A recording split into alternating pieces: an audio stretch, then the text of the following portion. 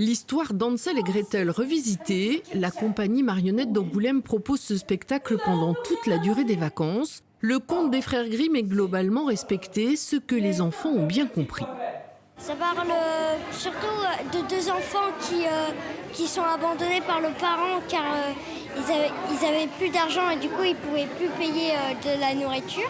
Mais ils ont aussi apprécié la modernité de l'écriture avec des musiques des années 80 et une interprétation décalée. Je trouvais que c'était génial. Mais pourquoi ? Parce que c'était drôle, il y avait de l'action et il y avait du volume aussi. Quant aux parents, la plupart sont des habitués et en redemandent. On vient très souvent, ouais. Et je suis autant enchantée que les petits.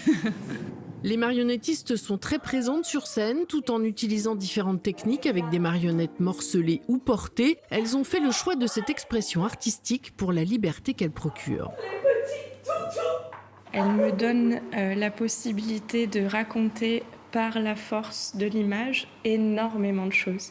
Du coup, avec l'objet, il n'y a pas de limite. C'est ça. Les limites de nos corps, avec l'objet, on peut vraiment aller où on veut. On peut aller contre la pesanteur. Voilà, il y a toutes les possibilités. Et jouer plein de personnages différents en même temps dans un même spectacle.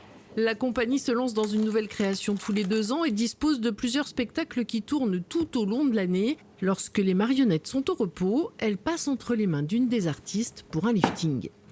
On en prend soin, on regarde où est-ce que ça a pu être abîmé, parfois en jeu, parce que mine de rien, c'est des spectacles qu'on joue à 2 à 3 semaines consécutives et c'est sans compter le temps des répétitions, donc c'est normal, ça vit, la matière, ça peut s'abîmer. La compagnie marionnette d'Angoulême va célébrer son 50e anniversaire à la fin de l'année avec une grande expo montrant les pantins qui ont traversé les décennies.